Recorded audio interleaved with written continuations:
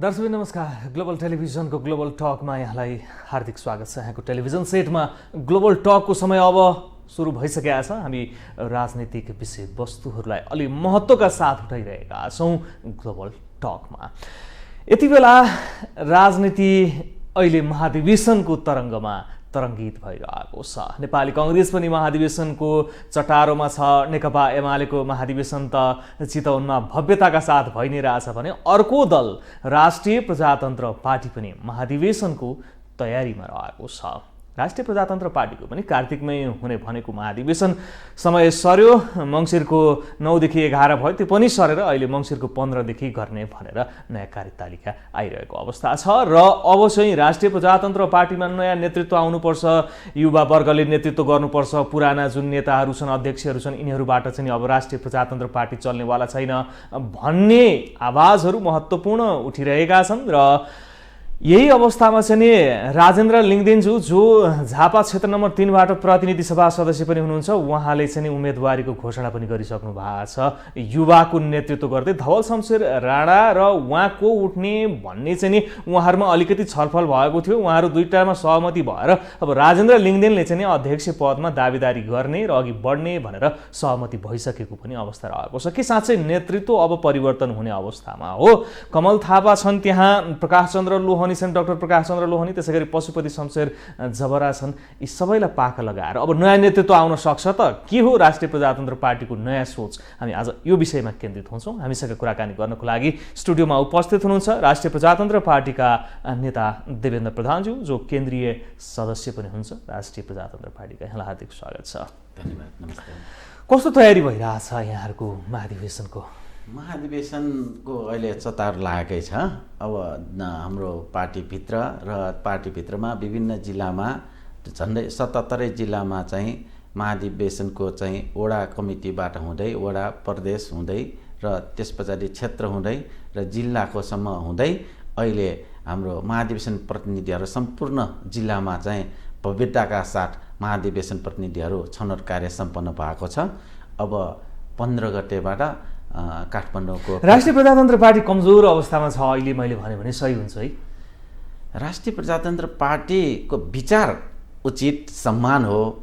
अलिकति 2074 साल पछाडि चाहिँ अलिकति जनताले चाहिँ अहिलेको लागि अलिकति विभिन्न कारणले जम्मै एउटा मात्रै प्रतिनिधि सभा सदस्य निर्वाचित भए राजेन्द्र लिङदेनज्यू झापाबाट, त्यो पनि वामपन्थीहरूले समर्थन गरिदिनु पर्यो होइन। अब तपाईँले त्यसलाई कुन एङ्गलबाट हेर्नुहुन्छ?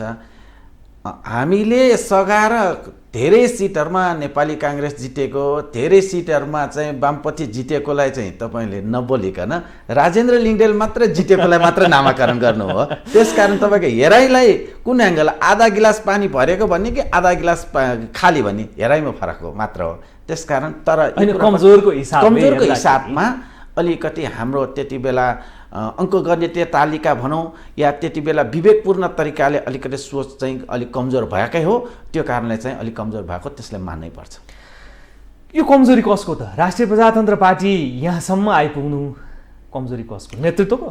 अब त्यति बेला अरूलाई दोष दिएर आफू पन्छिने त होइन, तर साँच्चै यथार्थमा भन्नुपर्दा नेतृत्व वर्गले अलिकति त्यस बेला सोच विचार चाहिँ कमै भएको हो। त्यति बेला नै तालमेल के हो, गठबन्धन के हो, के को लागि हो र के को लागि विचार यसरी चाहिँ गर्यो भन्ने कुरा अलिक अन्यपूर्ण तरिकाले नै गर्दाखेरि नै अलिक कमजोर भएको हो। यसलाई चाहिँ नेतृत्व वर्गलाई नै दोष, किनभने अभिभावक उहाँहरू भएपछि अरूलाई आन्तरिक रूपमा पनि किचलो गरिराख्ने, फुटिराख्ने। जनताले तपाईँहरूको विचार सम्मान छ भनेकै हो। जनताले त्यस पछाडि पनि राष्ट्रिय प्रजातन्त्र पार्टी हेर्ने दृष्टिकोणमा आकार प्रकारदेखि हरेकमा सोच बनेको।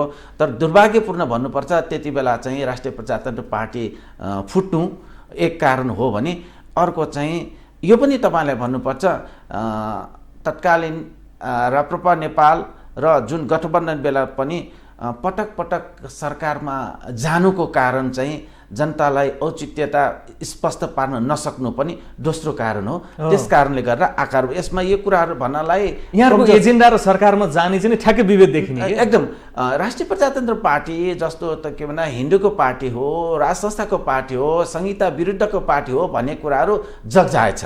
तर त्यो एजेन्डा हुँदा हुँदा त्यति बेलाको जुन चाहिँ पार्टीमा एक किसिमको चाहिँ टुक्रा पर्नु, मतलब चाहिँ त्यति बेला नेताहरूले विवेकपूर्ण तरिकाले विचार नगर्नु र पटक पटक राष्ट्रिय प्रजातन्त्र पार्टी एजेन्डाको विषयमा अलिकति जनताले क्लियर नहेरिकन सरकारमा गयो भन्ने कुराहरू पनि पहिलो पटक गएकोमा चाहिँ फर्स्टमा जस्तो चाहिँ योभन्दा पहिलाको केपी ओलीको सरकारमा गएको बेलामा चाहिँ जनताले त्यसलाई राम्रै तरिकाले त्यसलाई चाहिँ अनुमोदन गरेको नै देख्यो। तर दोस्रो पटकमा चाहिँ प्रचण्डको सरकारमा र शेरबहादुरको सरकारमा जानु चाहिँ राष्ट्रिय प्रजातन्त्र पार्टीको चाहिँ त्रुटि नै भएको हो भन्ने भुलै हो। त्यसलाई चाहिँ जनताले त्यसलाई र हाम्रो केन्द्रीय कमिटीमा पनि त्यसलाई राम्रो तरिकाले मूल्याङ्कन गरेन र स्वयं त्यति बेला हाम्रा पार्टीका चाहिँ श्रद्धा अध्यक्ष कमल थापा आफैले पनि त्यति बेला हाम्रो भुल हो भन्ने कुरा स्वीकारिसक्नु भएको छ। त्यसलाई चाहिँ उप प्रधानमन्त्री खान पाएपछि भन्दा त्यति बेला आवश्यकता मतलब चाहिँ अब माग गरे होला, त्यसमा जानु चाहिँ कमजोरी भएको हो भनेर स्वयं चाहिँ हाम्रा श्रद्धा अध्यक्षज्यूले पनि त्यसलाई स्वीकार्नु भयो। त्यसले राजनीतिक रूपमा प्रभाव पारेछ, धेरै प्रभाव पारे। त्यसमा मैले भने नि तपाईँहरूको एजेन्डा ठिक छ, तपाईँहरूको विचार ठिक छ भनेर त्यति बेला भयो। अब समय धेरै फरक भइसक्यो। तर अहिले आएर यो कुरा पनि भन्नु जरुरी छ कि तपाईँहरूको आखिर अन्य दलको भन्दा पनि तपाईँहरूको एजेन्डा ठिक छ, तपाईँहरूको विचारै ठिक छ र विभिन्न खालका तपाईँको झन्डै 2/3 भन्दा बढी चाहिँ नेपाली जनताले मत दिएको पनि आखिर त त्यो सरकार पनि त जनताले चाहिँ दिएको मतलाई पनि त गर्न सकेन। त्यसलाई पनि 5 वर्षको म्यान्डेट के गर्न सकिँदैन थियो। सुखी नेपाल, समृद्धि नेपाल, विभिन्न नेपालका विभिन्न नाराहरूदेखि लिएर आखिरमा त आफैको लुट, आफैको टछाड मछाड र यहाँसम्म कि काम त कुरा छोड्यौँ, एउटा उहाँहरूले नै आवश्यकता भनेकोमा प्रदेशको नामाकरण समेत गर्नको लागि पनि झन्डै 5 वर्षको अहिलेको समयसम्म गर्न सकेको छैन भनेपछि के भयो त? संहिताले के हुँदो रहेछ, आफूआफूमा झैँ झगडा के रहेछ, जनताले दिएको मत एकातिर, उहाँहरूको काम एकातिर छर्लङ भएको। त्यसकारण यसपटक अहिलेको सोच, अहिलेको विचार हामीसँग ठिक छ भन्ने कुराहरू चाहिँ धेरैबाट चाहिँ तस्बिर आफै बोल्छ भन्ने जस्तै प्रश्न हुँदै आइसकेको छ। देवेन्द्र सर, यहाँले पटक पटक भन्नुभयो जनताले हाम्रो एजेन्डालाई सम्मान गरेको छ। जनताले त गणतन्त्र ल्याएको होइन र मुलुकमा। हो, तपाईँले ठिक कुरा गर्नुभयो। जनता कुनै पार्टीको दास होइन, कुनै पार्टीको पेवा होइन। जनताले जहिले पनि पर्ख र हेरेको नीति अपनाएको हुन्छ। त्यसकारण के भने 62-63 पछाडिका त्यही जनता हो। तपाईँले 62-63 भन्दा पहिला चाहिँ गणतन्त्र आउला भनेर सोध्नु भएको थियो, त्यति भन्दा अगाडि सोध्नु भएको थियो? हो, त्यही जनता हो। त्यही जनताले हो नि पटक पटकमा नेपाली काङ्ग्रेसलाई पनि अत्याधिक बहुमत, सामान्य बहुमत दिएको जनता पनि त्यही हो। त्यस पछाडि नेकपा एमालेलाई पनि या नेकपालाई भनौँ तत्कालीन, त्यो त्यही जनता हो। त्यसकारण जनताले एकदम सोच विचार र विवेकपूर्ण तरिकाले निर्णय गर्छ। जनताले मतलाई सदुपयोग गर्नुको सट्टामा दुरुपयोग तरिका काम गर्यो भने जनता त्यही जनता हो। 62-63 अगाडि पनि गणतन्त्र ल्याएको पनि त्यही जनता हो। अबको आवश्यकता यो हो, ओहो हजारौँ राजा पाल्नुभन्दा एक राजा राज संस्थान ठिक भन्ने कुराहरू जनता त अहिले तपाईँले सर्वेक्षण गर्नुभयो होइन, देख्नु भएको छ नि होइन। तपाईँले यो कुरा के भन्दाखेरि तपाईँले राज संस्थाको विषयमा र राज संस्थाको विषयमा हुँदाखेरि सुस्फूर्त रूपमा त्यो कसैको पार्टीको झन्डा समातेर आएको कुरा गरेको छैन, कुनै पार्टीको एजेन्डाको आधारमा भरेको छैन। स्वस्फूर्तमा आएको जनताले तपाईँ कुन मूल्याङ्कन गर्नुहुन्छ, के भन्नुहुन्छ? त्यसकारण समयको आवश्यक सबैभन्दा ठुलो के हो भने समय हो। समय अत्यन्त बलवान हुन्छ र समयले विचार गरेको कुराहरू उचित हुन्छ। देवेन्द्र सर, अघि बढिसक्यो होइन भने खोला तलतिर पुगेपछि फर्किन्छ र भने परिवर्तन भइसक्यो, अघि बढिसक्यो, शासन व्यवस्था खोला तलतिर बगे होइन कि खोलामा अनेक चिजहरू बग्ने क्रममा खोलामा बग्दै गर्दाखेरि यस्तो लक्षणहरू पनि देखा परे। आखिर त हेर्नुहोस्, तपाईँलाई कोइलालाई कालो मात्र देखिन्छ, तर कोइला कालो मात्र भन्ठान्छ, तर ब्ल्याक डायमन्ड पनि हुनसक्छ भन्ने कुराहरू चाहिँ प्रमाणित हुँदै आएको छ।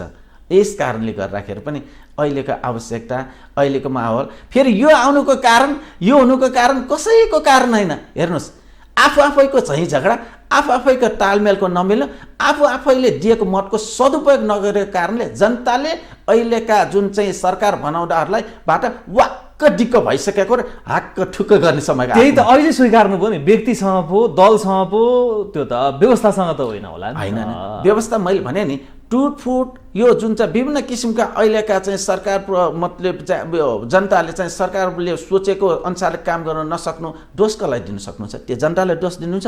जनताले त अब म दिएर पठाएको होइन, जनताले त पठाएको होइन, दोष त्यहाँ जनता पनि गलत हुन्छ अरे के फेरि? जनता कसरी गलत हुन्छ? जनता कहिले पनि गलत हुँदैन। जनताले बरु के चाहिँ भएको तपाईँले भनेको कुरासम्म स्वीकार छ भने हो हामीले चाहिँ हतारमा निर्णय गरेर अहिले फुर्सदमा पछुटाइरहेछौँ भन्ने कुरा चाहिँ उदाहरण। आफ्नो एजेन्डा मात्रै यहाँहरूलाई लाग्छ कि यो चाहिँ जनताले स्वीकारेका छन्, अरू एजेन्डालाई चाहिँ स्वीकारेका छैन? मैले तपाईँलाई भने नि हामीले गरेका कमजोरी, हामीबाट भएका कमजोरीलाई पनि जनतालाई त हामीले त यो कमजोरी भयो भने हामीले स्वीकार गरेका छौँ। दोष कसैलाई अरूलाई, मैले अघि पनि तपाईँलाई भने दोष अरूलाई दिएर आफू पन्छिने प्रवृत्तिको विरुद्ध हो। त्यसकारण आफूले भएका कुरालाई पनि कमजोरी स्वीकार्नुपर्छ र विकल्प आएकोलाई पनि त्यस स्वीकार्नुपर्छ। राज संस्था फर्क्यो भने के हुन्छ त त्यसो भए? अहिलेको जस्तो यो जुन तपाईँले देख्नु भएको छ नि, यो गाईजातिर प्रवृत्ति हुँदैन। अहिलेको जस्तो भनौँ न, तपाईँलाई के भनौँ, टोकेर भनौँ या के नभनौँ, कुन चाहिँ पक्ष, कुन चाहिँ समय र कुन चाहिँ अहिलेको अवस्थामा जनताले सबैभन्दा विश्वास गर्ने अब नेपाल बारको स्थिति, न्यायालयको स्थिति, दलहरूको आफ्नैको ताण्डवको स्थितिदेखि त जनता आर्जिक भएको छ नि। त्यसकारण यो सबैको प्रतीक, यो सबैको आवश्यकता त राज संस्थाले मात्र यो कुरालाई चाहिँ, यहाँले भनेको त संवैधानिक राज संस्था हो, त्यसले पनि त कन्ट्रोल गर्न सक्दैन। आखिर देश चलाउने त राजनीतिले नै हो नि। सुन्नुहोस् न, के भन्दाखेरि तपाईँलाई एउटा कुरा के र अभिभावक विहीन भए पछाडि र अभिभावक हुँदाखेरि र अभिभावक नहुँदाखेरिको फिलिङ तपाईँलाई एकदम लट लागेको जस्तो, तपाईँलाई एकदम चाहिँ कुनै किसिमको माट लागेको जस्तो भए पछाडि तपाईँ छर्लङ्ग होस आउँदाको स्थिति भएको अवस्था यही हो। पहिला चाहिँ तपाईँले त्यो फिलिङ गर्न सक्नु भएन, तर तपाईँले होस आएपछि आवश्यकता त हो रहेछ नि भन्ने कुराहरू मुखले भन्न नसकेको पनि आफ्नो आत्माले आफूलाई बताइरहेको हुन्छ। किनभने आफ्नो आत्मा सबैभन्दा आफूमा नजिक हुन्छ, न दायाँ न बायाँ, यस्तो हो अहिलेको आवश्यकता। त्यसकारण सबैले मनले, सबैले सोचले, सबैले विचारले र अहिलेको जुन परिबन्ध, अहिलेको जुन तछाड मछाड स्थितिले पनि नजिरको रूपमा देखिसकेको छ। त्यसमा त राष्ट्रिय प्रजातन्त्र पार्टीलाई जनताले एजेन्डाका हिसाबले स्वीकारेको भए त अब बहुमत दिनु पर्यो नि। हो, तपाईँले अहिले सही कुरा गर्नुभयो। यो चुनावले देखाउँछ यहाँको एजेन्डा छ कि गलत। अब त्यसकारण के भन्दाखेरि पहिला आफू पनि, हामी पनि तयार हुनु पर्यो। हामीले पनि विचार गरेको ठिक भन्ने कुराहरूलाई जनताका सामु प्रष्ट रूपमा पार्न र पर्न सक्ने गरेका आधारहरू जनताको मन मस्तिष्कसम्म पुग्नु पर्यो।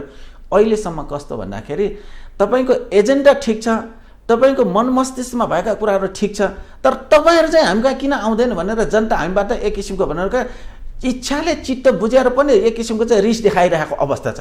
हो, त्यो चिर्नको लागि मन मस्तिष्कसम्म जानु चाहिँ अहिलेको आवश्यकता हो। महाधिवेशनको तयारीमा हुनुहुन्छ? हजुर। है, अब यो 3 शीर्ष नेता कमल थापा, डाक्टर प्रकाश चन्द्र लोहनी र पशुपति शमशेरबाट चल्दैन अब राप्रपा भन्छन्, यहाँको नि त्यही अभिमत हो?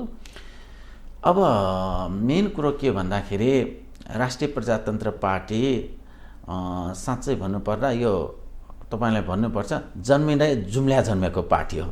2048 साल ज्येष्ठ 15 गते दुईटा राष्ट्रिय प्रजातन्त्र पार्टी थापा र राष्ट्रिय प्रजातन्त्र पार्टी चन्द भनेर जन्मेको। यो 31 वर्षको दौरानमा राष्ट्रिय प्रजातन्त्र पार्टीको नामाकरण अर्को के भयो, टुटफुटको पार्टी नै राप्रपा हो भन्ने तरिकाको पनि हामीलाई एक किसिमको चाहिँ आरोप भनौँ या त्यस्तो किसिमको पनि नामाकरण भयो। तर अहिलेको अवस्थामा अहिले आएर राष्ट्रिय प्रजातन्त्र पार्टीले अब हुन त म तपाईँलाई यो कुरा पनि तपाईँको लोकप्रिय च्यानलबाट भन्न चाहन्छु, मेरो राजनीतिक गुरु राष्ट्रिय प्रजातन्त्र पार्टीका अहिलेका वर्तमान अध्यक्ष कमल थापा नै हो। यो कुरामा कुनै दुई मत छैन। मेरो श्रद्धेय, मेरो गडफादर कमल थापा हो। तर पनि अहिलेको अवस्थामा चाहिँ अब हेर्दै जाउँ, राष्ट्रिय प्रजातन्त्र साथ नदिने, अब गडफादरलाई छोड्दिने हो। यो साथ भन्दा पनि पार्टी आकार कसरी बन्छ र कसरी बनाउँदा उचित हुन्छ भन्ने कुरा र अहिले युवाहरू पनि देशभरिमा अहिले युवाहरू जुर्मराइरहेको छ र कुनै पनि पार्टीमा आफूले चाहिँ तपाईँले म नेपाली काङ्ग्रेस या नेकपा एमालेमा पनि कसै पार्टीले चाहिँ युवाले चाहिँ म अध्यक्ष दिन्छु, उम्मेदवार दिन्छु भनेर भन्न सकेका छैन। तर राजेन्द्र लिङ्गदेनले चाहिँ अहिले युवाको शक्ति र युवा चाहिन्छ र युवाको रूपमा म उम्मेदवार दिन्छु भनेर आँट गर्नुभएको छ। त्यस कारणले गर्दाखेरि अहिलेको माहौल, अहिलेको परिस्थिति, अहिलेको आवश्यकता, अहिलेको विचार, अहिलेको समय सबैलाई मूल्याङ्कन गर्दाखेरि त्यो विचारहरू आइरहेछ।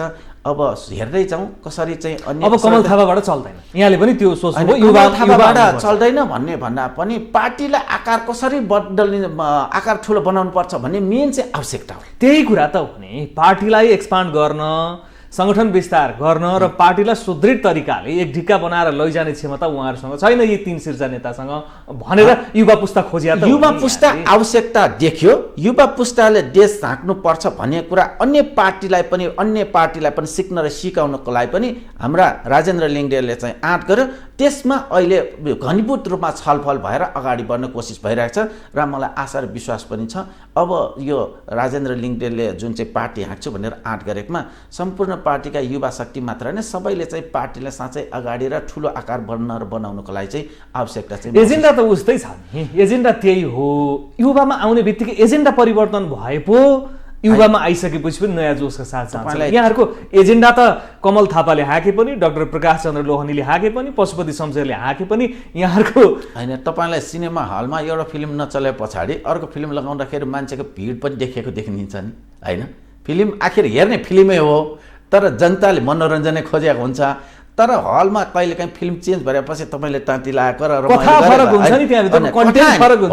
तपाईँले ठिक भन्नु। त्यसकारण त्यसलाई कसरी आकार बढ्ने र त्यसलाई कसरी लाने भन्ने कुरा त त्यहाँ भित्रमा घनीभूत छलफल हुन्छ। घनीभूत त्यसमा चाहिँ त्यो विस्तृत रूपमा उहाँहरूले ल्याएको भिजनलाई प्रस्तुत गरे पछाडि युवा पुस्ताले के त्यस्तो लिएर आयो, यहाँ पनि आकर्षित हुनुभयो। गडफादरलाई छोडेर यहाँ राजेन्द्र लिङ्गदेलले समर्थन गर्न के लिएर आयो, त्यहाँभित्रको कन्टेन्ट चलचित्र यहाँले अघि पनि भन्नु उदाहरण दिनुभयो, हलमा जाँदाखेरि चलचित्र एउटा चल्दैन अर्को चल्छ, कन्टेन्ट त्यस्तो के कन्टेन्ट छ, त्यस्तो के एजेन्डा छ। हामीले अहिले खोजेको श्रद्धा तिनटै अध्यक्षहरूलाई म अत्यन्त हृदयदेखि नै सम्मान गर्छु र अहिले पनि त्यो भोलि पनि र उहाँहरू पनि अहिले पनि पार्टीमा हाक्नको लागि चाहिन्छ, त्यसमा विषयमा कुनै दुईमत छैन। तर कहिलेकाहीँ के हुन्छ भन्दाखेरि युवाको शक्तिलाई प्रयोग गर्नको लागि मैले अघि एउटा तपाईँलाई भने चाहिँ मन मस्तिष्कमा अब त युवालाई कुदाउनु पर्यो नि, लडाको जस्तै चाहिँ अगाडि बढाउनु पर्यो नि। उहाँहरू त निर्देश दिएर उहाँहरूको जुन चाहिँ सरसल्लाहले त पार्टीलाई त हाँक्नको लागि त नेपालको 77 जिल्लामा पुग्नको लागि त युवा जुझारु, युवा जोस, युवा शक्तिलाई अगाडि बढाएर मन मस्तिष्कमा राप्रपा नै हो भन्ने कुरालाई त अगाडि बढाउनु पर्यो नि। अर्को कुरा म के पनि भन्न चाहन्छु भन्दाखेरि पार्टीलाई एउटा सिस्टम बसाल्नको लागि कति पटक अध्यक्ष हुने त, कति पटक प्रधानमन्त्री बन्ने थियो, के झन्डै भन्नुपर्दा यो शब्द तपाईँको च्यानलमा भन्दा तितो लाग्न सक्ला, तर औषधि तितो नै हुन्छ, तर स्वादको काम होइन, जिउको लागि स्वास्थ्यको लागि राम्रो काम हुन्छ। के त्यो अध्यक्ष भयो, अध्यक्ष चाहियो भन्नेमा चाहिँ यति वर्ष भनेर उमेरै नटोक्रिकन चाहिँ श्रद्धेय अध्यक्ष नेपाली यो राजनीतिमा चाहिँ झन्डै भन्दा मृत्युवरण नगरेसम्म चाहिँ अध्यक्ष नदोज्ने प्रवृत्ति छ नि, त्यसको पनि अहिलेको मूल्याङ्कनको चाहिँ एक किसिमको बिउ निस्केको हो कि भन्ने मैले लाग्छ। यो राष्ट्रिय प्रजातन्त्र पार्टीको सवाल कुरा मात्र गरेको छैन, कुनै पनि पार्टीमा अध्यक्ष भनेको पद यस्तो हो कि तपाईँको अन्य देशको क्यानाडाको कुरा गरौँ, निदरल्यान्डको कुरा गरौँ, 39 वर्षीय प्रधानमन्त्री, 34 वर्षीय प्रधानमन्त्री अन्य देशहरूमा छ। विगतमा पनि अब अन्य त कुरा छोडौँ, छिमेकी देशमा पनि लालकृष्ण आडवाणी हुँदै या यो जुन चाहिँ मोदीको उदय भयो। त्यसकारण मेरो भनाइ चाहिँ के भन्दाखेरि यो 2 कार्यकाल भने पनि आफूलाई आवश्यक परेपछि फेरि तुरन्त विधान संशोधन गरेर चाहिँ फेरि जुन थप्ने प्रवृत्ति र युवा त कुनै पनि पार्टीमा, नेपाली काङ्ग्रेसमा पनि अहिले त्यस्तो युवाले चाहिँ पार्टीको सभापतिको उम्मेदवार दिन्छु भनेको सुनेकै छैन। अब एमालेको त झन् भइ नै रहेको छ, त्यो म त्यतातिर जान चाहन्न। त्यसकारण अन्य पार्टीलाई पनि सिक्न र सिकाउन अगाडि बढ्न खोजेको एउटा चाहिँ नमुनाको रूपमा चाहिँ अगाडि बढेको छ जस्तो लाग्छ। सम्भावना देख्नुहुन्छ यहाँले? सम्भावना देख्छु म त, प्रशस्त सम्भावना। शीर्ष नेताहरूले अभिभावकको भूमिका निर्वाह गर्ने सम्भावना देख्नुहुन्छ? नै यस्तो हो, उहाँहरूले त उम्मेदवारी दिनुहुन्छ। अब श्रद्धेय अध्यक्ष कमल थापाले पनि भोलि चाहिँ उम्मेदवारी राष्ट्रिय सभागृहमा चाहिँ उम्मेदवारी दिनेको तर्खरमा छ र उम्मेदवारी दिँदै हुनुहुन्छ। अब के भन्दाखेरि महाधिवेशनमा जस्तो युवाको लाई बढीभन्दा बढी अर्को कुरा विधान संशोधनका कुराहरूदेखि लिएर घनीभूत छलफल त आवश्यकता र त्यो चरणमा त हामी पुगेकै छैन। यो त राजेन्द्र लिङ्गदेलले उम्मेदवारी घोषणा दियो, डाक्टर धवल शमशेर राणाले महामन्त्रीमा उम्मेदवारी घोषणा गर्यो, त्यस पछाडि भोलि श्रद्धेय अध्यक्षज्यूले कमल थापाज्यूले पनि उम्मेदवार घोषणा गर्ने भन्ने कुराहरू आयो। अब त विचारको छलफल हुन्छ, विचारको पवित्र विचारको घनीभूत छलफल आएको फल चाहिँ हाम्रो उद्देश्य एउटै मात्र हो। फेरि तपाईँले भन्नु अब राष्ट्रिय प्रजातन्त्र पार्टी फुट्नु हुँदैन, एउटा फर्स्ट कसम खाइसकेका छन् तिनै शीर्ष गीता छोएर जुन चाहिँ तपाईँले त्यो तपाईँले नै भन्नुभयो जस्तै गीता छोयरको कुरा मात्र होइन, साँच्चै पार्टीलाई आकार प्रकार पार्टीले पुग्नले कुन चाहिँ मन्त्र भनौँ, कुन चाहिँ विचार भनौँ, कुन चाहिँ तरिकाले अगाडि बढाउन सकिन्छ भन्ने कुरामा अगाडि अब श्रद्धेय अध्यक्षज्यूले पनि कमल थापाज्यूले पनि यस विषयमा त युवाको विषयमा पनि उहाँले केही कुराहरू गर्नुहोला। तर मैले भने अरू पार्टीमा हाक्न नसकेको, अरू पार्टीमा विचार समेत र अरू पार्टीमा उम्मेदवार दिने आँट समेत गर्न नसकेको त राष्ट्रिय प्रजातन्त्र पार्टीमा युवाहरूले अगाडि सुरु गरे नि। त्यस कारण के भन्दाखेरि विकल्प र विचार भन्ने चिज त निस्किन्छ, त्यस विषयमा घनीभूत छलफल अहिलेको आवश्यकता मात्र होइन, साँच्चै पार्टीलाई मात्र होइन देशलाई नै यो राष्ट्रलाई नै आवश्यकता कुराहरूको विषयमा त घनीभूत छलफल हुनु स्वाभाविकै हो। मैले फेरि पनि सोधेँ यहाँलाई, रूपान्तरण हुन्छ कि हुँदैन त नेतृत्वमा? यहाँले सङ्गठनको हिसाबले कार्यकर्ताको इन्ट्रेस्टको हिसाबले के देख्नु भएको छ अहिलेसम्म? होइन, यो अहिलेको स्थितिमा एउटा चाहिँ सर्वेको हिसाबमा पनि धेरैभन्दा धेरैको आकर्षण, धेरैभन्दा धेरै तपाईँले पनि खाइरहेको घरमै होस् या कहीँ पनि खाइरहेको फल भन्दा एकचोटि चाहिँ यसरी खाएर हेरौँ न भन्ने तपाईँलाई पनि एक किसिमको स्वाद जुन चाख्दाखेरिको एउटा छुट्टै युनिक स्वाद आउने जस्तै अहिले पार्टीभित्र पनि हजारौँ लाखौँ युवाहरूको आकर्षक केन्द्रबिन्दुको रूपमा अहिले राजेन्द्र लिङ्गदेलका कुराहरू आइरहेका छन्। यो भर्खरै आएको कुराहरूलाई अब मनन गर्छन् र रूपान्तरको सवालमा पनि के भन्दाखेरि हामीले पार्टीभित्र मात्र होइन देशकै आवश्यकताको लागि पनि मनन गरेर नै राजेन्द्र लिङ्गदेलले उम्मेदवार दिनुभएको। कारण म अर्को पनि के भन्न चाहन्छु भन्दा जनमतबाट पनि निर्वाचित भएका उहाँ चाहिँ सङ्घीय प्रतिनिधि सभाका सांसद पनि हुनुहुन्छ। अनि अर्को कारण के म के भन्न चाहन्छु भन्दाखेरि उहाँ अहिले 56 वर्षको उमेर भइसक्नु भएको छ होइन, भनेपछि युवाले चान्स पाउने कहिले त? कसलाई युवा भन्ने हो? त्यसकारण यहाँ त 75 वर्षलाई पनि युवा भन्ने चलन होइन। त्यसकारण हरेक कुरा धवल शमशेर 58 वर्ष भइसक्नु भएको छ, राजेन्द्र लिङ्गदेल 56 वर्ष भइसक्नु भएको छ भने पछाडि कति वर्ष? त्यसकारण अध्यक्षको सवालका कुरा, कार्यकालका सवालका कुरा यी पनि घनीभूत छलफल हुन र राजेन्द्र लिङ्गदेलको पनि कार्यकाल, धवल शमशेरको पनि कार्यकाल होइन, अन्य पनि युवाहरू छ नि होइन। त्यसकारण एउटा ट्र्याकलाई सुरुवात गर्नुपर्छ कि भन्ने कुराको विषयमा घनीभूत छलफल। शीर्ष नेताहरूले समर्थन गर्न नसक्नुको कारण चाहिँ के रहेछ? युवाहरूलाई विश्वास गर्दा रहेनछन् कि आफै मात्रै हारी हुनुपर्छ भन्ने सोच हुँदो रहेछ? अब यो क्वेसन्स चाहिँ उहाँहरूलाई नै सोद्धाखेरि बेटर हुन्छ, उहाँहरूको मनमा के छ भन्ने हामी मेन भन्न खोजेको कुरा के भन्दाखेरि त्यही कारण मेरो भन्ने क्वेसन चाहिँ मेरो उत्तरै यो हो कि पार्टी बलियो बन्ने हो कि अध्यक्ष व्यक्तिगत रूपमा स्वार्थ या व्यक्तिगत रूपमा आफू मात्र बलियो बन्ने कि पार्टी बलियो बन्नु कि देशको आवश्यकतालाई अनुसारमा चाहिँ अगाडि बढ्नु, त्यो सबभन्दा ठुलो कुरा हो नि। त्यसकारण मेरो भनाइ नै यहाँनिर जुन छ कि अरू श्रद्धेय अध्यक्षहरूलाई चाहिँ चाहिँदैन भन्न खोजे होइन, उहाँहरूका पनि विभिन्न यो पार्टीका कठिन अवस्थाहरूमा राप्रपा नेपाल तत्कालीन राप्रपा नेपालले चाहिँ जुन ल्याएका जुन त्यो कठिन अवस्थाहरूमा त्यो पनि अत्यन्त मूल्याङ्कन छ।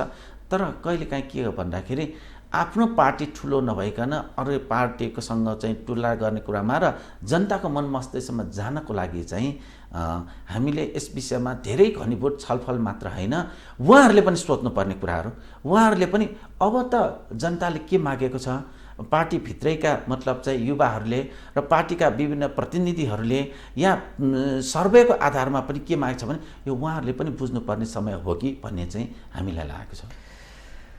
यो चुनावमा पनि जनताले यहाँहरूलाई विश्वास गरेनन् भने यहाँहरूले एजेन्डा छोड्ने कि नछोड्ने? एउटा कुरा के भन्दाखेरि एजेन्डा यस्तो तरिकाले आएको एजेन्डा जनताले त कुरा छैन, अरू पार्टी समेत हाम्रो एजेन्डामा आकर्षण भइसक्यो। अरू पार्टी समेत तपाईँको मैले भने नि जनताले यहाँहरूले बारम्बार भनिसक्नु भएको छ यो व्यवस्थाप्रति जुन गणतन्त्रप्रति आक्रोश आइराखेको छ, संघीयताप्रति आक्रोश आइराखेको छ, धर्मको कुरा छ, यो कुरा पनि आक्रोश आइराखेको छ भनेर यहाँहरू विश्वास गर्नुहुन्छ भने अब चुनावमा जाँदा त यहाँहरू विश्वास गर्नु पर्यो नि जनताले। मलाई यदि जनताले फेरि पनि म तपाईँको यही कुरामा जोड्न चाहन्छु। जस्तो पटक पटक तपाईँले चाहिँ के भन्नुभएको छ भने गणतन्त्र आइसके पछाडि भनेर जुन तपाईँले डोराइ चाहिँ भनिराख्नु भएको छ, मलाई त के लाग्छ भने त्यस्तो हो भने लौ न एकचोटि जनमत सङ्ग्रह नै गरौँ न। जनता सबभन्दा जनता जनार्दन भन्दा ठुलो त केही होइन, जनमत सङ्ग्रह गरौँ। जनमत सङ्ग्रहबाट आएको जुनसुकै परिणामलाई त हामी मान्न तयार छौँ। त्यसकारण अहिलेको अवस्थामा अघि मैले भने 62-63 अगाडि पनि त्यही जनता, 62-63 भन्दा अगाडि गणतन्त्र आउँछ भन्ने पनि त्यही जनता होइन। अहिलेको आवश्यकता पनि हो कि होइन भन्ने पनि जनमत सङ्ग्रह गर्दाखेरि त के चाहिँ बिग्रियो। त्यसकारण यो जुन बेलामा आवाज उठ्दै नउठेका अनेकौँ एजेन्डा तपाईँलाई हिन्दू निरपेक्षका कुराहरू छन्। यो जुन चाहिँ झन्डै टोटल गर्ने हो भने 84% मात्र 90% जस्तो चाहिँ हिन्दू भएको यो देशमा जुन चाहिँ अहिले चाहिँ यो धर्मनिरपेक्ष भइरहेको अवस्था र राज संस्थाको तपाईँले नै भनेका कुरा र अर्को फेरि सबैभन्दा अहिलेको चाहिँ ताण्डव नृत्य भनेको अहिले देखाइहाल्यो यो जुन चाहिँ संहिताको कुरा। अहिले संहिताको 7 प्रदेश, ओहो के हो 7 प्रदेशको आवश्यकता के हो भन्ने कुरा संहिताका वकालत गर्नेहरूले नै उहाँहरूले नै आखिर अहिलेको कानमा चाहिँ तेल हालेर बसिरहेको छ। त्यसकारण हामी तिनटै एजेन्डाको भन्दा फरक तरिकाले अगाडि बढेको सही त यो रहेछ भन्ने कुरा हामीले भनि नै राख्नु परेको छैन। र अर्को कुरा म के भन्न चाहन्छु भने चाहे नेपाली काङ्ग्रेसभित्र नै जुन हाम्रो एजेन्डासँग नजिकताका धेरै कुराहरू त्यहाँका शीर्षस्थ नेताजीहरू, नेकपा एमालेका पनि शीर्षस्थ नेताजीहरू र अन्य पार्टीका कुराहरूले पनि आफ्नो विचारसँग अडिरहन नसकेको कारणले गर्दाखेरि अहिलेको आवश्यकता नै यो हो भन्ने कुरा त जगजाज भइसकेको छ।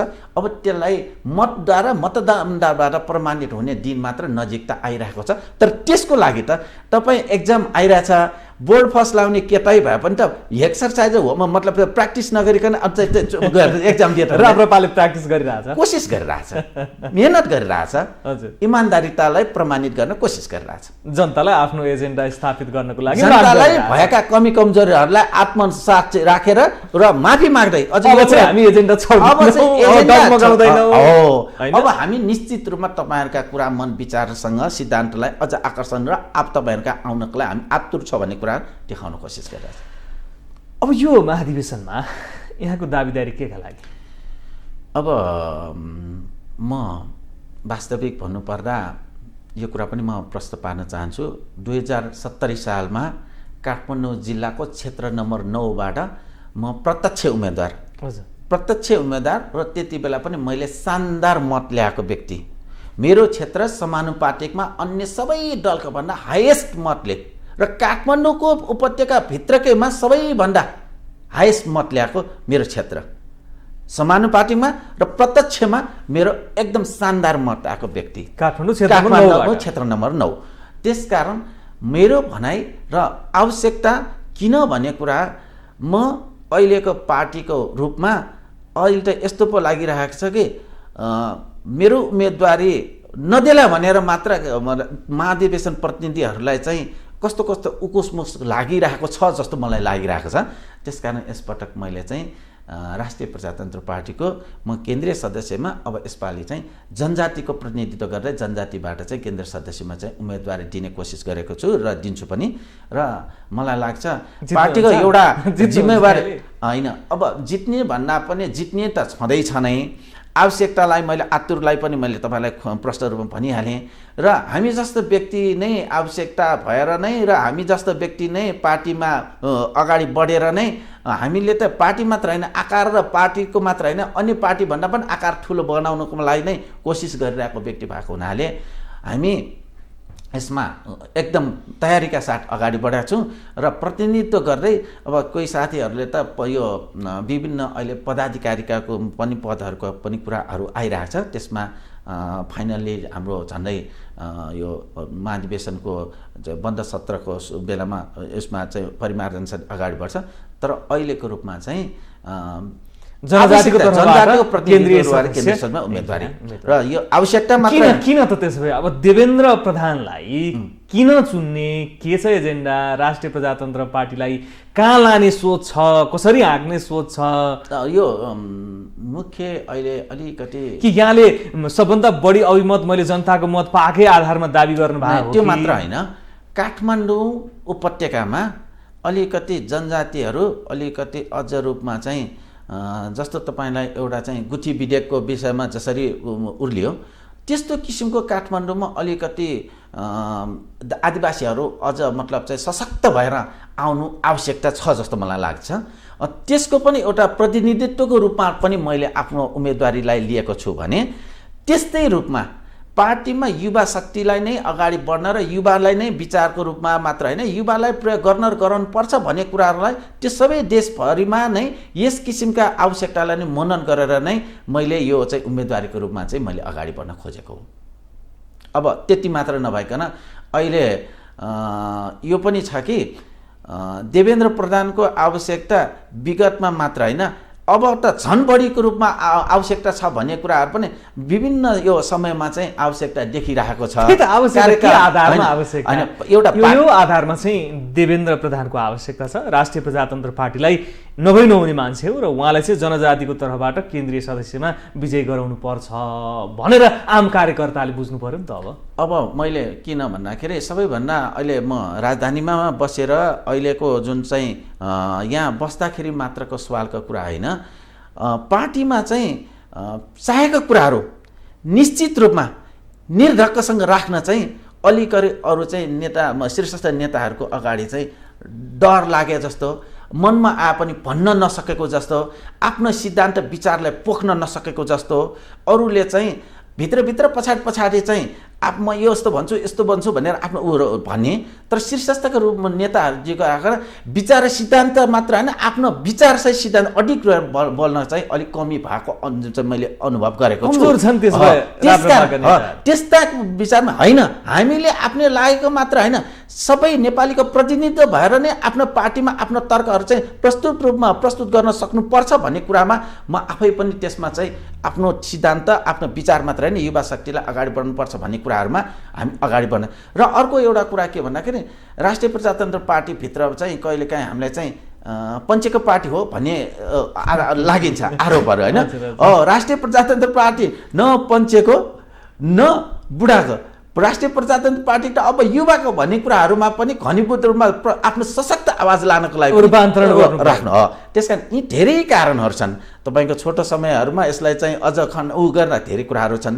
त्यसकारण म आफै पहिल्यै पनि अब तपाईँलाई भनिहालेँ र अहिले विगतमा पनि पार्टीमा आकार ठुलो बढ्न र पार्टीलाई चाहिँ सबैतिर जान्नको लागि र पार्टीमा चाहिँ अलिकति छरेरहेका अन्य पार्टीमा पनि अझ म यो पनि भन्न चाहन्छु, कतै मलाई के पनि लाग्छ भने यो झुन्ड हिन्दूवादी दल, हिन्दू जुन चाहिँ विभिन्न किसिमका दलहरू पनि देखाएपछि त्यो सबैलाई पनि समेट्न आवश्यकता छ र त्यसको लागि पनि आवश्यकतालाई राष्ट्रिय प्रजातन्त्र पार्टीभित्र युवा र म आफै पनि त्यसमा केही कुराहरूमा छलफल र त्यही कुराहरू पनि गरिरहेको छु। सबभन्दा महत्त्वपूर्ण कुरा के हो भने जनताले विकास खोज्छ, जनताले विकास खोज्छ। यहाँहरूको एजेन्डा खालि राजनीतिक मात्रै छ, विकास निर्माणको एजेन्डा चाहिँ के छ त भने? हो, तपाईँले ठिक कुरा गर्नुभयो। विकासका एजेन्डा बोकेका भनेका पार्टीकाहरूको तरिकाले गर्दाखेरि नै अहिले जुन चाहिँ नेपालमा विगतका विभिन्न किसिमका कल कारखानाहरू विभिन्न किसिमका चाहिँ भएका चिजहरू अहिलेका पार्टीहरूले बेच्दै अहिलेको पार्टीहरूले त्यसलाई मात्र जुन नाङ्गो नाचको रूपमा मात्र प्रयोग गरिरहेको अवस्थामा अहिले 40 लाखभन्दा बढी युवाहरूलाई चाहिँ बाहिर पठाएर बाहिरको रेमिटेन्सको भरा मात्र चाहिँ आफूले देश चलाउँछु भनेर आएकाहरूको विरुद्धमा अहिले राष्ट्रिय प्रजातन्त्र पार्टीलाई यो युवाको कुराको मात्र सवाल छैन, देश विकास गर्नको लागि वास्तविक भ्रष्टाचार एउटा निर्मूल पार्नको लागि भ्रष्टाचार अहिले जुन तपाईँलाई विभिन्न किसिमका आरोप विभिन्न किसिमका एमसिसी विभिन्न किसिमका जुन म त्यतातिर अहिले त्यो समय गर्न चाहन्न, त्यो सबै कुराहरूलाई तर्कसहित विचार र वास्तविक भ्रष्टाचारलाई निर्मूल पारेर युवाको शक्तिलाई प्रयोग गरेर स्वच्छ र पारदर्शिता र आफ्नो मान्छे भनाउँदा तपाईँलाई म यो पनि भन्न चाहन्छु, तपाईँ अहिले जहाँ जतै जानुहोस्, तपाईँलाई कुनै काम पर्यो तपाईँ कुनै काम गर्न जानु पर्यो भने जहाँ जानलाई पनि आफ्नो पार्टीको, अरूलाई कुरा छोड्नुहोस्, डाक्टर कुन पार्टीको, अस्पताल कुन पार्टीको, बिरामीको पनि यो डाक्टर यो पार्टी भन्ने अवस्था। त्यो मात्र होइन, तपाईँलाई आवश्यकतै परेका जुन चाहिँ तपाईँ देख्न सक्नुहुन्छ युवाहरू बाहिर जानको लागि चाहिँ चाहिने भन्दा बढी शुल्कको रूपमा लिएर जुन चाहिँ उसको घर खेत बन्धकी राखेर पनि युवाहरू विदेश गइरहेको अवस्थामा पनि यो भ्रष्टाचारलाई निर्मूल पार्न नसकेकै कुराहरूलाई पनि सक्छ राष्ट्रिय प्रजातन्त्र पार्टीले। यहाँले यति राम्रो दृष्टान्त दिँदै गर्दाखेरि हेर्नुहोस्, हरेक पाइलाको सुरुवात चाहिँ अनन्तसम्म पुग्नको लागि एक पाइलाबाट सुरु हुन्छ। त्यसकारण सक्दैन भन्ने कुरा त यो त नौलो कुरै होइन भन्छु। आफ्नो विवेक, आफ्नो विचार, भोलि मात्र केपी शर्मा तत्कालीन प्रधानमन्त्री हुँदाखेरि केपी शर्मा ओलीले म भ्रष्टाचारको अनुहार पनि हेर्दिनँ भ्रष्टाचारीको भन्नुभयो, म गर्दिनँ कसैलाई गर्न दिन्न भन्नुभयो। अब त्यो पनि होइन, त्यसकारण भोलिमा चाहिँ नि राजनीतिक दलका नेताले बोल्छन्, तर त्यसलाई ठ्याक्कै कारबाही ल्याउन सक्ने क्षमता चाहिँ छ राष्ट्रिय प्रजातन्त्र पार्टी। भोलिलाई व्यवहारमा उतार्ने सबैभन्दा ठुलो चाहिँ राष्ट्रिय प्रजातन्त्र पार्टीमा अब हुन्छ। म तपाईँलाई एकै लाइन विश्वास कसरी गर्ने, विश्वास त्यही त भन्दैछु। यो मूल्याङ्कन भनेको चिज गर्ने त जनता हो। मूल्याङ्कन गराउने वातावरण तयार पार्ने काम हाम्रो हो। त्यसकारण ती कार्यलाई कार्यान्वयन गर्दै जाने हाम्रो काम हो। त्यो कार्यान्वयनलाई मूल्याङ्कन गर्ने काम र अनुमोदन गर्ने काम जनताले हो। त्यसकारण पनि म के भन्न चाहन्छु भने देशमा भएका प्रचुर मात्रामा भएका सम्पत्तिहरूलाई समेत सुरक्षित गर्न नसकेर अनेक तरिकाको नीति र नियमहरूलाई व्यवस्थापनमा लागू गर्न नसकेर युवालाई खालि विदेशमा मात्र पठाएर भन्दा पनि राष्ट्रिय यहाँको के योजना छ त ती युवालाई यहीँ रोक्नको लागि प्रोडक्टिभ सेक्टरमा? पहिला हामी त्यहाँ जुन ठाउँमा एउटा के गर्नुहुन्छ होइन, यस्तो हो, सबैभन्दा पहिला के भन्दाखेरि देशमा आफू स्वच्छ र इमान्दारिता युवामा हुनु पर्यो र इमान्दारिता स्वच्छ र इमान्दारिता भएपछि त्यसलाई प्रयोग गर्दाखेरि गल्ती गरेको भन्न पनि नसक्नु पर्ने, आफू पनि त्यसभित्रका भागीदार हो नि। कमजोरी भइरहेकोलाई कमजोरी भयो भन्नेसम्म पनि भन्न नसक्नु पनि आफ्नो कमजोरी हो। कमसेकम रेमिटेन्स त आइरहेछ, त्यो युवालाई यहाँ रोकेर योजना के छ यति मात्र? त्यही त मात्र भन्दै नेपालमा रोजगार गर्न पहिल्यै भएका कल कारखानाहरूलाई समेत पनि अहिले चाहिँ व्यवस्थापन गर्न नसकेर कौडीको भावमा बेच्दै जानुको कारण के हो? यो राज्यको जुन निर्मलपूर्व लापरवाही जुन छन्, यस्ता कल कारखानाहरू के नेपालमा चाहिँ भएका कल कारखानाहरूलाई समेत व्यवस्थापन गर्नु नपर्ने त्यस्तो के बाध्यात्मक स्थिति आइपर्यो? त्यस्तो के चाहिँ अवस्थाहरू आइपर्यो? विभिन्न तपाईँले यो विभिन्न जुट मिलदेखि जुन चाहिँ हरिसिटा टाइल कारखानादेखि लिएर हिमाल सिमेन्ट कम्पनीदेखि लिएर भ्रिकुटी कागजदेखि लिएर जनकपुर चुरट कारखानादेखि लिएर अनगिन्ती जुनका पहिलाका जुन चाहिँ कल कारखानाहरू जुनहरू छन् त्यो चाहिँ कौडीको भावमा बेचे अहिले चाहिँ त्यस्ता त अहिले त्यति बेलाका कल कारखानाहरू समयानुकूल अहिलेका जुन चाहिँ यो अहिलेको इलेक्ट्रोनिक मिडिया अहिलेको विभिन्न किसिमको चाहिँ वैज्ञानिक प्रविध 21औं शताब्दीमा अहिलेको आएर जुन चाहिँ गर्नुपर्ने कामहरूको विषयमा त युवा शक्तिले अगाडि काम गर्न सक्ने त प्रचुर मात्रामा छन्। यी कार्यहरूलाई त प्रयोग गर्न ल्याउनको लागि त एउटा विवेकपूर्ण तरिकाले अगाडि बढ्नको लागि त कुनै एउटा आधार चाहिने, त्यसलाई हामी प्रयोग गर्ने हो, त्यसलाई अगाडि बढाउने हो। राष्ट्रिय मुद्दा बहस चलिरहेको विषयमा किन बोल्दैन राष्ट्रिय प्रजातन्त्र पार्टी? राष्ट्रिय प्रजातन्त्र पार्टीले कुन चाहिँ कुरामा बोलेन? एमसीसीको धारणा के? एमसीसीको धारणाको सवालमा पनि हामीले प्रष्ट रूपमा भनिसकेका छौँ। एमसीसी जस्तो नेपालमा अहिलेको लागि आवश्यकतै नभएको एनसिएलको कर चाहिने चाहिँ अर्बौं रुपियाँलाई चाहिँ छोपेर अहिले एमसीसी चाहिँ चाहिन्छ भन्ने कुराहरू कहाँसम्म सत्य? तपाईँलाई आफू चाहिँ डेरामा बसेर अर्का घर भट्काउनु सर हो, अर्को घरमा चाहिँ थाप्नु गएर आफ्नो घर भट्काएर आफू चाहिँ डेरामा बसेर त्यो चाहिँ ठिक भन्नु सर हो। भनाइको मतलब के हो भने एनसिएलका अर्बौं त्यस्तो एमसीसी एनसिएललाई मात्रै टार्गेट किन गर्छन्? एमसीसीको एउटा एनसिएलको कर पनि उठाउने, विदेशी ग्रान्ट पनि लिने, देशलाई समृद्ध बनाउने नि त। तपाईँले त्यसकारण यो एमसीसीको विषयमा त विभिन्न घनीभूत छलफलै नगरिकन अहिले तत्कालै पास गरिहाल्नुपर्ने, त्यस विषयमा यो त खुला रूपमा आएर बहसको रूपमा आवश्यकता भएर र यो एमसीसी जस्तो कुरालाई ऐन ल्याएर संशोधनै गरेर दुईटै पास गर्नु पार्ने चाहिँ कारण के हो? त्यो चाहिँ के हो? एउटा क्याबिनेटले गर्न सक्नेलाई त्यसको आवश्यकता के हो भन्ने कुरामा त्यसभित्र स्वार्थ छ, त्यसभित्र देशलाई घाटा छ, त्यसभित्रमा घनीभूत छलफल जरुर छ। त्यस विषयमा हरेकले चित्त बुझाउनु पर्ने अहिलेका सत्तारूढ दलले आफै उहाँहरूभित्र नै उहाँहरूमै चित्त बुझ्नु भएको छैन भन्ने कुरा त जगजाहेर छ नि। उहाँहरूको अपवित्र पवित्र जे भाषामा भने पनि उहाँ भित्रमा भएका कमी कमजोरहरू भएर नै उहाँहरूको नै एकतिर सरकारमा भएपछि एकतिर सरकारबाट बाहिर पछाडि जुन किसिमका पवित्र अपवित्र कुराहरू आइरहेका छन् त्यस विषयमा दोहोऱ्याएर भनिराख्नु पर्ने जरुरतै देख्दिनँ म त। हजुर, न्यायालयको मुद्दा पनि त्यसरी उठिरहेको छ। अब के छ न्यायालयको विषयमा? अब न्यायालय त हेर्नुहोस्, अब यो तपाईँको लोकप्रिय च्यानलबाट यसरी भन्दा अलिकति दुःख लाग्छ। नेपालमा नेपाल बार हो कि रेस्लिङ बार हो भन्ने जुन चाहिँ जनताले भन्न थालिसकेको अवस्था छ। अब सबैभन्दा विश्वासको ढोका भनेको न्यायालय हो। न्यायालयको ठाउँमा जापानमा 3 मिनेट चाहिँ संसदमा र मन्त्री पुग्न ढिला भयो भने राजीनामा दिन्छन्, जुन भइरहेछ। अब नेपालको विषयमा यस विषयमा उहाँहरूको बारेमा हामीले चरित्र बोलिहाल्नु आवश्यक छैन। राजीनामा दिनुपर्ने हो कि होइन? यति आधिकारिक धारणा बताउनु। राष्ट्रिय प्रजातन्त्र पार्टीले अहिले त्यस्तो कुराहरू अहिले बोलिहाल्नु पर्ने स्थिति भन्दा पनि राष्ट्रिय मुद्दाहरू, यस्ता मुद्दाहरूमा आफ्नो आधिकारिक दलको आधिकारिक धारणा त हुनु पर्यो। अहिलेको अवस्थामा उहाँ आफैले सोध्नुपर्ने कुरा र अहिलेको अवस्थामा उहाँले निकास दिएर चाहिँ बाटो क्लियर गरिदिनुपर्ने आवश्यकता भइसकेको छ त। दिनदिनै जुन किसिमको ताण्डव नृत्य मैले अघि तपाईँले भनिहालेँ नि, उहाँले त दिनुहुन्न राजीनामा। त्यही त भन्ने। अब महाभियोग लाउनु पर्ने कि नपर्ने? मैले भन्न खोजेको सरकार सबैभन्दा उत्तम उपाय भनेको त, उत्तम भन्नाले महाभियोगको लगाउने पनि विभिन्न जुन छ नि नेपालको जुन चाहिँ हाम्रो संविधानमै उल्लेख भएको धाराहरूमा यस विषयमा सत्तारूढ पक्ष विपक्ष पार्टीहरू चाहिँ किन बोलिरहेको छैन भने उहाँहरूलाई डर छ।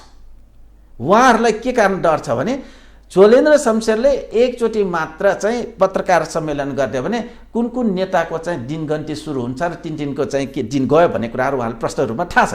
त्यसकारण मेन बाटो छेकेर तपाईँले त के भन्दाखेरि गेट चाहिँ मजाले लगाएर माथि झ्यालमा बसेर आउनुहोस् भने जस्तोको जुन अहिलेको स्थिति देखिरहेछ। अहिले दलले संरक्षण गरेको छ। दलले मजाले संरक्षण मात्र होइन, बचाएर तपाईँले के पनि हाम्छु भनेर उल्टा चाहिँ ढाडस दिइरहेछ। त्यस्तो किसिमको कता महाभियोग लाउँछन् त? हो, त्यसकारण त्यो त सामान्य प्रधान न्यायाधीशज्यूको विषयमा उहाँ आफैले सोध्नुपर्ने विषयमा हामीले त्यसमा अहिले तर्क वितर्क गरेर बोलिराख्नु उचित हुन्छ जस्तो लाग्छ। उहाँले राजीनामा गरेर उहाँले महाभियोग, उहाँलाई यदि उहाँका कार्यहरूलाई राष्ट्रिय दलहरूले नै महाभियोगको बाटोबाट जुन तरिकाले अगाडि बढाउनु पर्छ या नभए उहाँले प्रष्ट रूपमा चाहिँ सर्वदलीय या बैठक उहाँले त चाहिँ तपाईँकै जस्तो चाहिँ प्राइम टिभीमा उहाँले बोलेका पनि मैले इन्टरभ्यू मैले सुनेको पनि छु। उहाँले भनेका कुराहरूलाई चाहिँ अरूलाई पनि प्रष्ट पार्न सक्नुपर्छ, नत्र भए त देशलाई बन्धको रूपमा पारेर नेपाली जनतालाई दुःख दिन कसैको पनि अधिकार छैन भन्ने कुरा। हामी अन्तिममा छौँ देवेन्द्र सर। है, राष्ट्रिय प्रजातन्त्र पार्टीको अबको हैसियत कुन अवस्थामा पुग्छ जस्तो आकलन गर्नुभएको छ यहाँले? नीति सिद्धान्त र विचारको आधारमा सबैभन्दा ठुलो अबको चुनावमा चाहिँ सबैभन्दा ठुलो हामी हुन्छौँ भन्ने हामीलाई लागेको छ। दाबी त छ, दाबी छ मात्र होइन, आवश्यकता पनि, र किनभने प्रमाणितै हुँदै आइरहेको छ। अरू दलका कति कार्यकर्ताहरूले पनि हामीलाई खुलेर नेपाली कांग्रेस नेकपा एमाले सबलाई उसिनेर राप्रपा पहिलो दल बन्छ। हामी विचारको रह्यो भन्दा उत्कृष्ट, अरू त परिणाम त मतलब चाहिँ निर्वाचन पछाडिको हाम्रो आकलन सबभन्दा अगाडि अहिलेको अवस्थामा भन्नुपर्दा विचारको एकदम अहिलेको। तर यसको लागि चाहिँ फेरि यो कुरा पनि हामीले छुटाउनु हुँदैन। हामी अहिले व्यापक मात्रामा सङ्गठन विस्तार गर्नु चाहिँ अहिलेको आवश्यकता हो। त्यो कुरालाई चाहिँ फेरि हामी एजेन्डा मात्र ठिक भन्ने, जनताको पुग्नको लागि बाटो चाहिँ बन्द मतलब चाहिँ पुलको माध्यम तयार नगरिकन एकैचोटि वारी र पारी, अहिले पारी जनता छन्, वारी राष्ट्रिय प्रजातन्त्र पार्टी छन्, पुल कार्यकर्ता हो। पुल तयार गर्नु जरुरत छ ताकि वारी र पारी चाहिँ यो महाधिवेशनको आउने नेतृत्वले त्यो पुल तयार गर्छ। हजुर। हस् देवेन्द्र सर, राष्ट्रिय प्रजातन्त्र पार्टीको एजेन्डा यहाँको जनजातिको तर्फबाट आउने महाधिवेशनमा केन्द्रीय सदस्यमा उम्मेदवारी किन, केका लागि र के एजेन्डाका लागि भन्ने सन्दर्भमा हामीले थोरै कुरा गऱ्यौँ। यहाँले समय दिनुभयो, यहाँलाई धेरै धेरै धन्यवाद। धन्यवाद तपाईँलाई पनि र तपाईँको लोकप्रिय च्यानल यो ग्लोबल टिभीलाई पनि मेरा लागेका कुराहरू विचारहरू राखेर जुन तपाईँले प्रश्न पार्ने मौका दिनुभयो र तपाईँले जुन किसिमका सोधेका कुराहरूलाई पनि तपाईँको मार्फत चाहिँ नेपाली दाजुभाइहरूलाई प्रश्न पार्ने मौका दिनुभएकोमा तपाईँ लगायत तपाईँका सम्पूर्ण टिमहरूलाई हार्दिक बधाई र धन्यवाद। नमस्कार। Thank you so much. दर्शकबिन, आज हामीले ग्लोबल टकमा कुरा गऱ्यौँ राष्ट्रिय प्रजातन्त्र पार्टीका नेता देवेन्द्र प्रधानज्यूसँग, जो केन्द्रीय सदस्य पनि हुनुहुन्छ राष्ट्रिय प्रजातन्त्र पार्टीका, र यो आउने महाधिवेशनमा चाहिँ जनजातिको तर्फबाट केन्द्रीय सदस्यमा आफ्नो उम्मेदवारी दाबी प्रस्तुत पनि गर्दै हुनुहुन्छ र राष्ट्रिय प्रजातन्त्र पार्टीलाई चाहिँ अब थप सुदृढ बनाउनको लागि युवा पुस्ता नजानुको विकल्प छैन। अब जुन पुराना नेताहरू छन्, कमल थापा, डाक्टर प्रकाश चन्द्र लोहनी, पशुपति शमशेर, उहाँले चाहिँ अभिभावकको भूमिका निर्वाह गर्नुपर्ने दिन आयो भन्ने निष्कर्ष उहाँको पनि रहेको छ। र यो महाधिवेशनबाट जुन मङ्सिर 15 देखि हुँदैछ, यो महाधिवेशनमा चाहिँ आफ्नो अध्यक्ष पदका दावेदारीका लागि युवाको तर्फबाट प्रतिनिधित्व गर्दै राजेन्द्र लिङदेनज्यू, जो प्रतिनिधि सभाको एक मात्र सदस्य हुनुहुन्छ, उहाँले आफ्नो दावेदारी पनि प्रस्तुत गरिसक्नु भएको छ। अन्य कुनै विषय र व्यक्तिका साथमा हामी आउँछौँ। ग्लोबल टेलिभिजन हेर्दै गर्नुहोला। नमस्कार।